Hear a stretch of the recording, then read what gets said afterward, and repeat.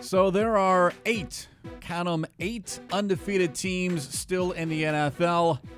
Just 2 undefeated teams, however, here in this Unnamed Fantasy Football League. As we say good morning on this Thursday, and unfortunately, none of those undefeated teams includes Fantasy Rookie here, gentlemen. There's a reason why. I'm blaming all of you. Craig Grialou, by the way, in for Lisa Matthews, who, as we like to say here in the business, on assignment this Thursday morning. I think she's still celebrating her win over me last I was going to week. get to that. Yeah.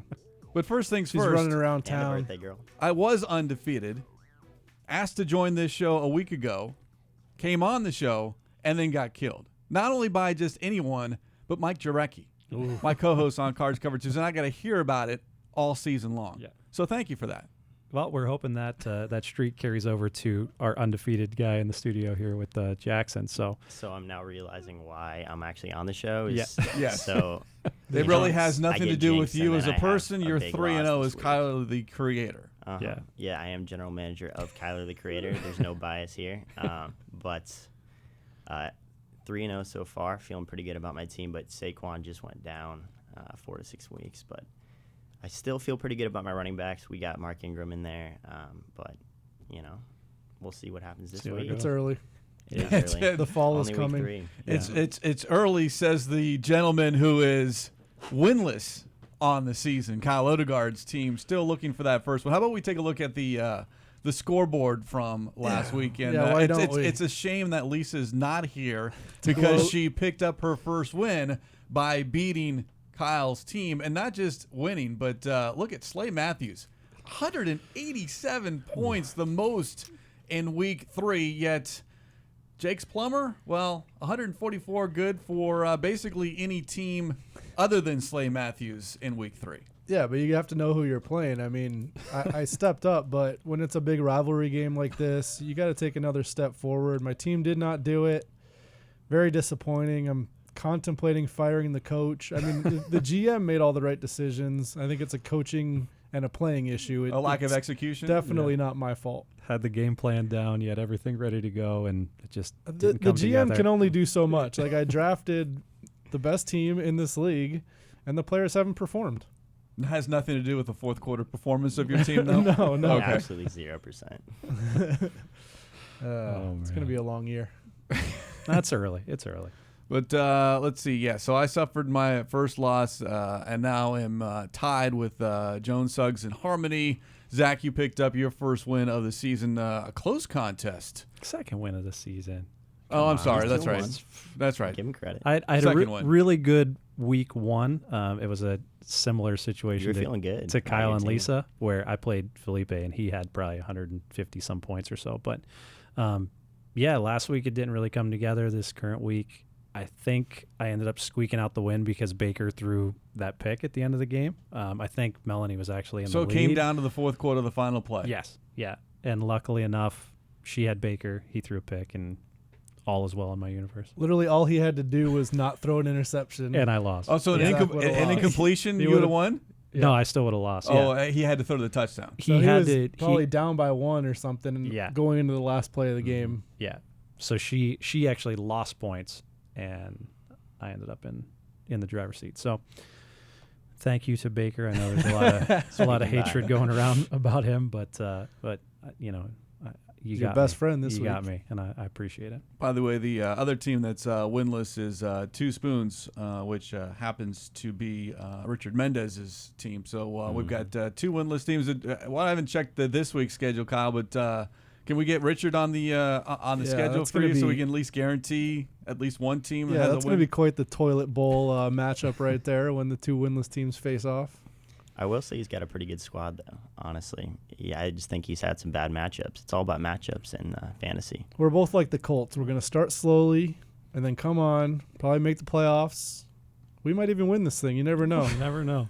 We just need to You get in the never know. playoffs, right? Yeah. All I need is a chance, Kyle. Yeah.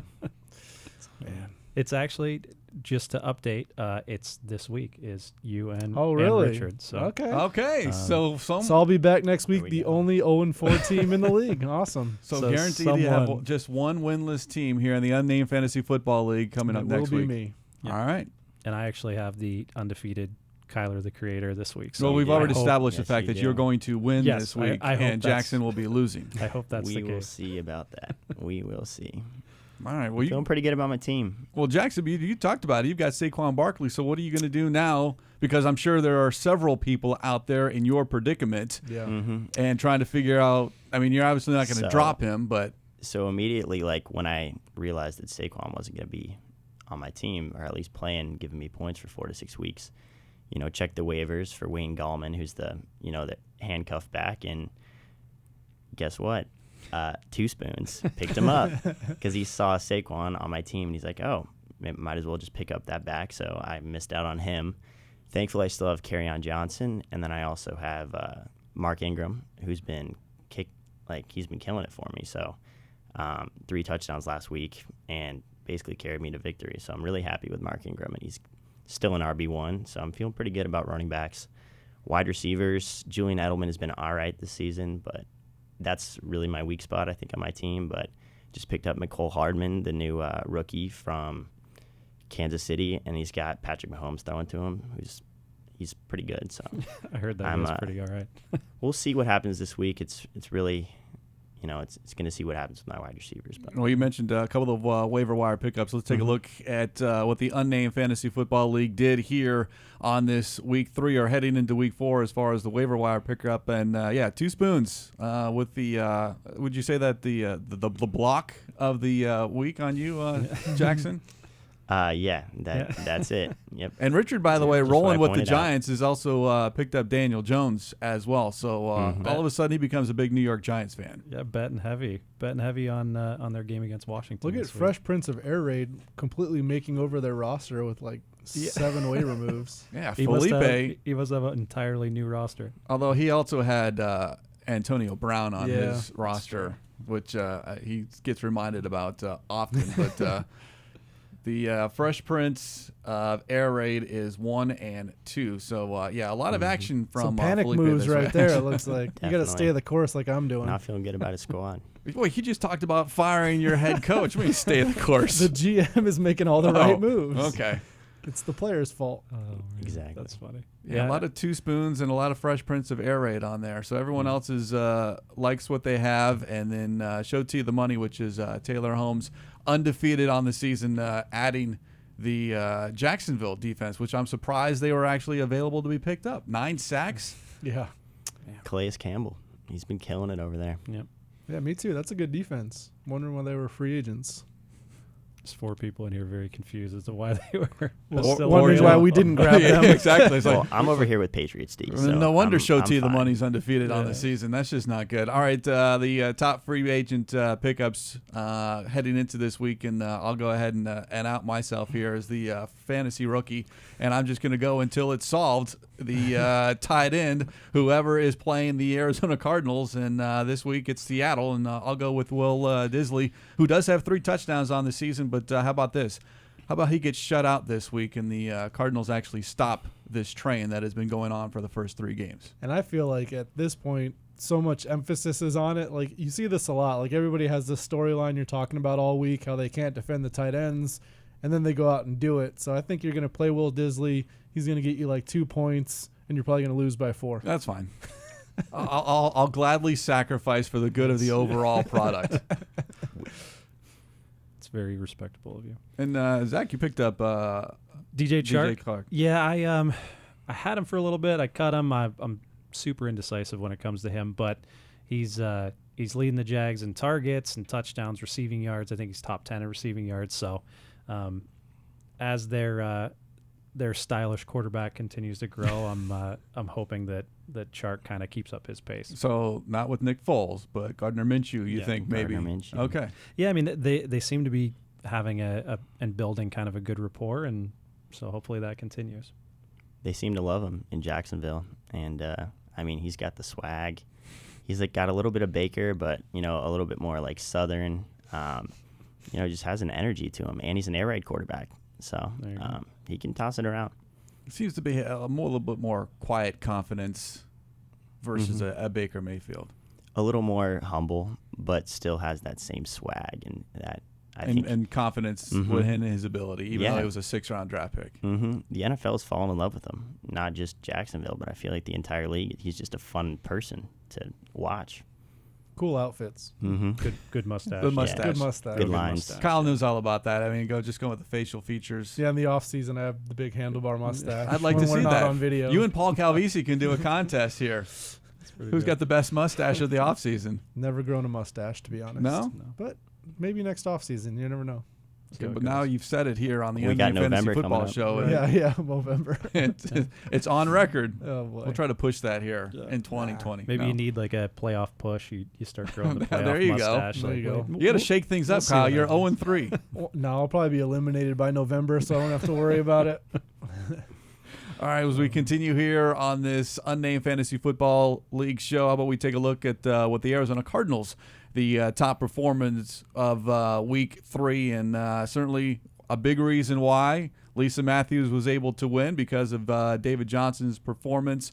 Certainly someone that has received a lot of criticism, but in the fantasy football realm, when you score a touchdown and get some tough yardage, certainly high marks for David Johnson, and of course for you, Jackson Kyler Murray, with the almost 18 points despite his struggles in the fourth quarter.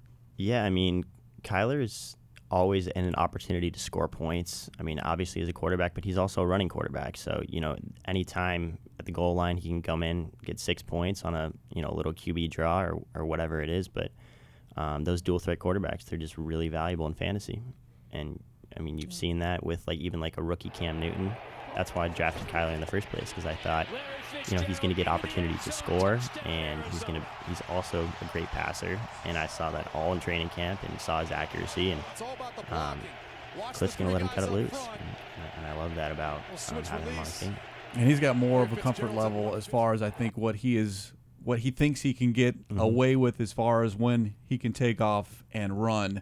And now it's just making sure to stay in that pocket, moving up in the pocket as opposed to drifting back and taking those sacks. But I think he is certainly learning on the job, as we like to say. Through 3 games, you can see that improvement. Definitely. Super excited to see how he grows through the rest of the season, but And loving when- what I'm seeing so far. And when your team name is Tyler the Creator, you kind of Yeah. need him on Yeah, your I kinda have team, to or have him on it my doesn't team. have that. Now, kind did you of have that name effect. ahead of the Oh, draft? I had this all prepared. Oh, okay. I knew I was going to draft Kyler way too early just so I could have him on my team because I'm a little bit biased as a, diehard Cardinals fan first and foremost, and I'm excited that he's actually, doing what I thought he was going to do. And I seem to remember Christian Kirk was also an early pickup in our draft, and I think that's someone who can really flourish this season and might even surpass at some point, dare I say, Larry Fitzgerald as far as the number 1 wide receiver. And I know Fitz's numbers were down, but everyone's numbers were down last week. And now the question is what happens with the Seahawks now coming into town on who can go a little bit above what they did last week with regards to the skilled players, David Johnson, Christian Kirk, Larry Fitzgerald, and Keyshawn Johnson. I'll throw him in the mix as well because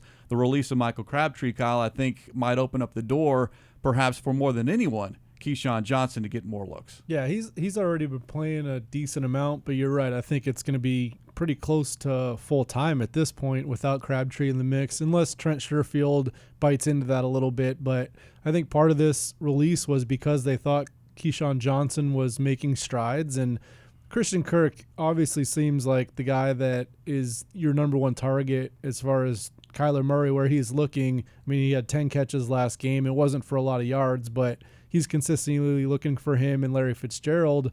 But if you throw a lot, Keyshawn Johnson can definitely get in that mix. He's one of those guys where it can ebb and flow depending on the week. So I'm not sure if you're ready to put him in your fantasy football lineup because you don't quite know. But certain matchups, or if teams start game planning to really take Christian Kirk and Larry Fitzgerald out of it, and Keyshawn Johnson has one-on-one matchups, I think he's already shown the ability to win some of those with his route running. So more of like a stash player, I think, at this point, but somebody who, as a rookie, has potential to get better as the season moves on. Another stash player, perhaps, just to keep an eye on with regards to the Cardinals, might be Damiere Byrd. And he's seen a lot of snaps. Now, there's some question marks as far as his availability this week because of a sore hamstring. But someone, if you're looking to run those vertical routes and get some chunk plays, he might be someone, as you said, Kyle, maybe later on this season to keep an eye on if you're big on the Cardinals offense. I think he had more snaps than any wide receiver total in that game, more than Larry Fitzgerald, more than Christian Kirk. In a PPR league, it's a little bit harder because he doesn't get the same amount of targets. Like, he's got the big play potential, but he's not getting the 10, 12 targets like Fitzgerald and Kirk are. But if you want somebody who, especially once you get into the bye weeks, when you're starting to lose some of your starting guys and it's a deeper league, then I think Burda and Johnson, just because of the way the Cardinals play, throwing a lot, I think they're going to be possible options down the road. Zane Gonzalez is another one. I can't remember who. My guy. That's your guy? That's my guy. Okay. So he's been money for you. That's it. I mean, anytime he's been called on, he comes through. Knock on wood, obviously. But Did you get any points for the fact that he punted twice? No, you don't get any. I think I like should. bonus points. I think you should. I think that should. But no, I didn't get any bonus points for that. Like doing more than you were anticipated to do. Like there's something that I'd bonus be okay points with that. Yeah, that would have helped me this week too. But yeah, I mean, even looking at just kind of the numbers fantasy wise for the Cardinals, it's kind of, I feel like that's sort of the baseline of what we can come to expect is kind of that point total every week. You know Larry's going to get the ball, DJ's going to get the ball, Christian Kirk's going to get the ball, Kyler's going to be throwing a ton, running a ton. So it just depends on how those targets and how he kind of distributes the ball eats away at someone else's kind of potential for points. So, if Larry has 10 targets one game, that means Christian Kirk's getting less and vice versa. So I think what we've seen the first 3 weeks is kind of the baseline of what I expect, but hopefully as the whole offense kind of gets a little bit more comfortable, it kind of takes a turn for the better. On the flip side, I think this Cardinals defense, with regards to fantasy football, we're still waiting. They don't have an interception. Yeah, Chandler Jones is leading, but there needs to be other guys that step up as far as getting pressure on the quarterback and getting those turnovers. And maybe another thing to keep an eye on fantasy football-wise, this defense and how they develop, and then including once Patrick Peterson comes back and how that trickles down to everyone else. That seems to be, kind of matchup based if they're at home. I mean, you thought against the Panthers, you're going against the backup quarterback at home. Maybe they could make some hay, and they didn't. So at this point, if you're a fantasy football owner and you look at like the Jaguars on the waiver wire, obviously Jacksonville is a more established defense at this point. So maybe, like you said, when Patrick comes back, if they start to show some signs of improvement and you've got a good matchup. Because I think the big thing in fantasy football for defenses is your team getting ahead. And if your team is ahead in real life in the fourth quarter, as we saw against Carolina, that's when the defense can feast. And the Panthers defense got all those sacks, got some interceptions. So the Cardinals need to be in a game where they're winning, and then the defense can kind of take over at the end.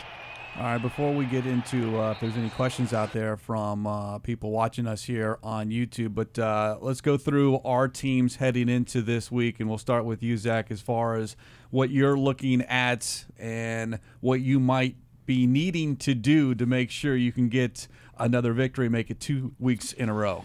Yeah, I mean, I'm excited to see what Austin Hooper can do. He had a big week last week. That's my waiver wire pickup this week with Kittle on bye. That's right. San Francisco and the Jets are off this week. So excited to see what he can kind of put together and build off of last week. Also kind of have a couple difficult decisions at the running back spot, flex spot.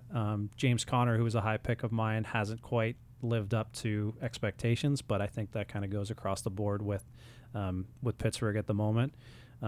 So I think the key here for me is going to be running back position moving forward. And Melvin Gordon's back. I was going to say my best performer thus far this season has been Austin Eckler, and it seems as if that's going to change pretty quickly. Did anyone draft? I can't remember. Did someone have Gordon, and they were just keeping their fingers crossed that he would show up at some point? Yeah, someone has him. I know for sure. I can't remember who it is, but he's definitely been picked, and we'll see how quickly they get him back into the offense. Hopefully it's nice and slow. For there you go. Yes. Take your time. All right, Kyle, you're looking for that first W, and perhaps it can come this week. The elusive first victory. What is the general manager telling the head coach as far as who to play and making sure that the ball is in their hands on Sunday? Yeah, I mean, first of all, my tight ends have been awful all year. I'm right there with you. I've got nothing. 1.70 points, and that might be my high for the year.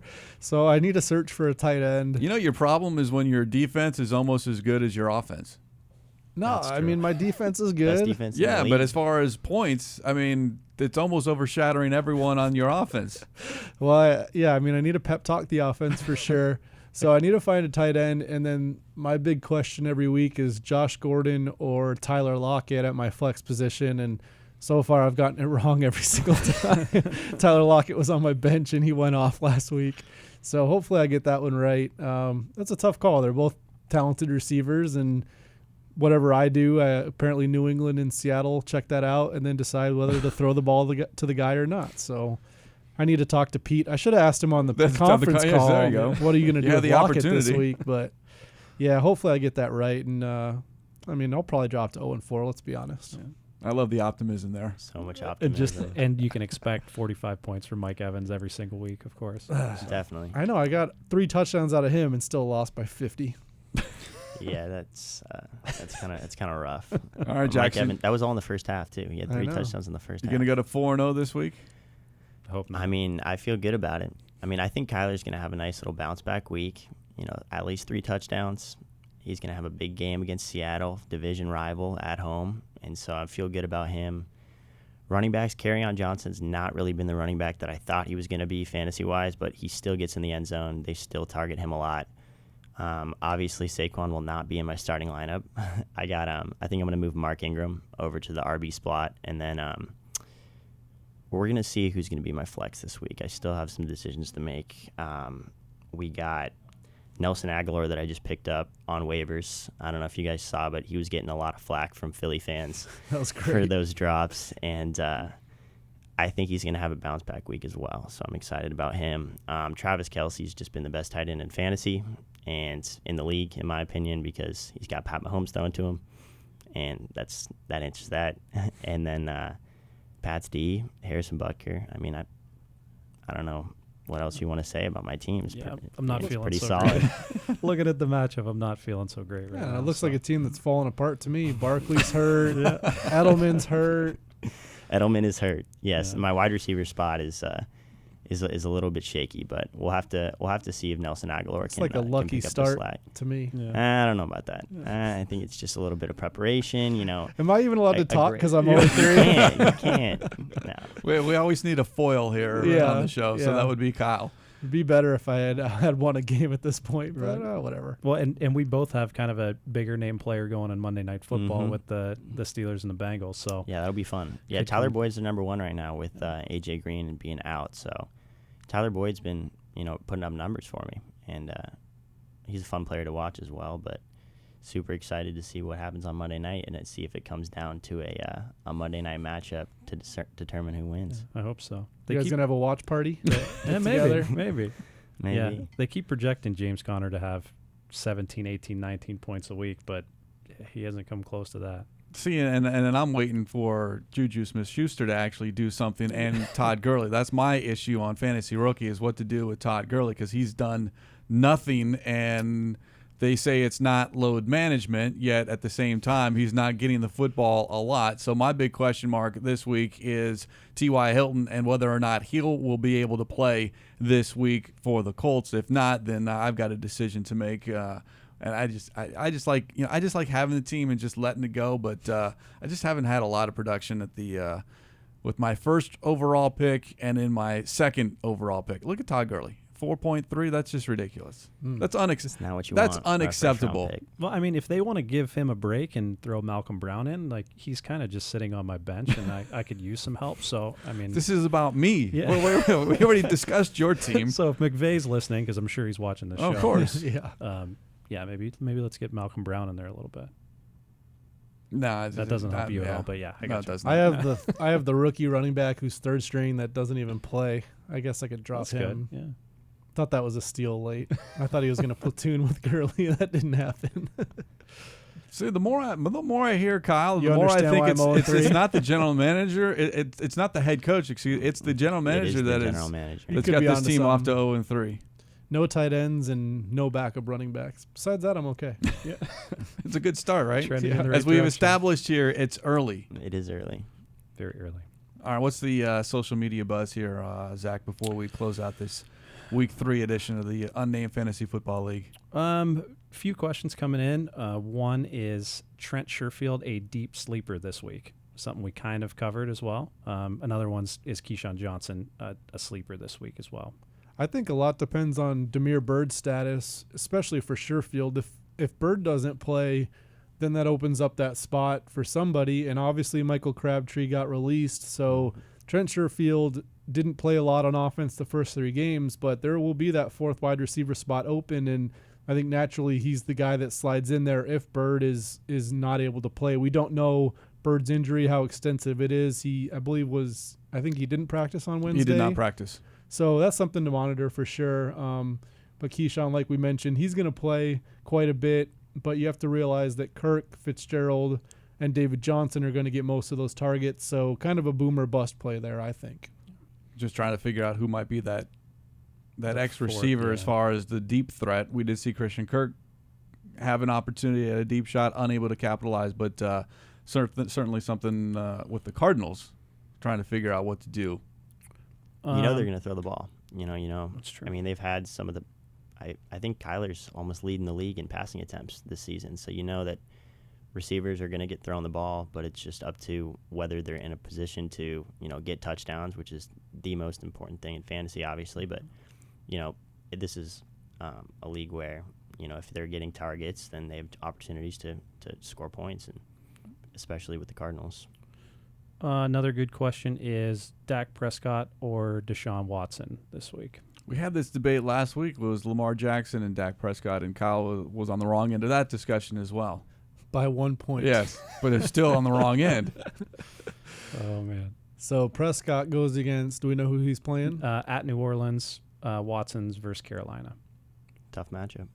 That's some 2 good defenses. I kind of like the way the Cowboys are just rolling right now, and I think that game can still be competitive even though Breeze isn't playing. That's tough. I like Prescott, but I could see either one performing better. Flip a coin. Yeah, nice answer, right? Yeah, exactly. Way to straddle the fence. What do you guys think? I really like Well, both I mean, guys. that Dallas offensive line is just absolutely ridiculous. Yeah. And anytime you have protection when you're in the pocket, he's going to get opportunities to make plays, and like you said, their offense is just rolling. They're on a high, and they got the whole state behind them. So Yeah, that's a good point. Keep that quarterback upright. I'd lean more towards Prescott. I would too. Cool. I think that's really all we got from the viewership. Justin Jackson versus Miami or Austin Eckler. Kind of a I'd still go with Eckler. Yeah, I I'd mean, still go with it's- Eckler. I think it's going to be a couple of weeks. Yeah, I think Eckler, For Melvin Gordon. and for my own sake, I hope it's a few weeks. But yeah, I think it's going to take a lot of or not a lot of time, but at least a little bit more than expected to get kind of Melvin Gordon back up to speed. And I mean, you saw it with Le'Veon Bell a couple years ago in Pittsburgh, where he came back in. He's always in great shape, but it still took him 3-4 weeks to kind of get back into form. So, like I said, from my point of view, I hope they ease Melvin Gordon in really slowly. Like maybe by week 13 or 14, he'll be ready to go. So Austin Eckler can still kind of clean up. And Gordon's, I don't think he's going to play this They've week. already ruled him out for this week. So, I think Eckler has looked really good. Keep rolling with him until Gordon starts taking his time. Yeah. And even last year, I mean, Eckler was still putting up numbers with Gordon playing, and their offense was rolling last year. But they're still going to go to Eckler out of the backfield, throwing the ball, even when Gordon is getting most of the carries. So Eckler's going to get opportunities to score, and he's a great player. So there's a reason why, they're totally okay with Eckler being their number one right now, and they're still putting up offensive numbers. It's because he's a really good player. All right, so in conclusion here on the Unnamed Fantasy Football League show, we've got a battle within the social media department, and depending on the outcome, we might never see Jackson again here. Probably not. With the Cardinals, and See you then guys. the ability of Kyle to actually get a W here this season. Don't count on it. We're This all will be a big episode next week. we're all keeping our fingers crossed here. I have to balance out, like, you've always got the really good fantasy football player right here, and I don't want us to be all winning and stuff. Okay. I decided to take one for the team. Like, combined, we're 500 right now. Yeah, like we even each other out. Yeah, That's yeah. pretty- We don't want to be too cocky over here with great records. Okay, you keep It's, thinking like it's just that. humble. It's humble confidence. We're being That's all humble. it We're is. being humble over here. That's nice. That's All nice. right, of we'll you. see what changes happen here. We'll join you next week here from the Dignity Health Arizona Cardinals Training Center. Special thanks to Jim Alejandro and Grayson Joy. Until next week, enjoy your football Sunday. This has been the Unnamed Fantasy Football League show on the Arizona Cardinals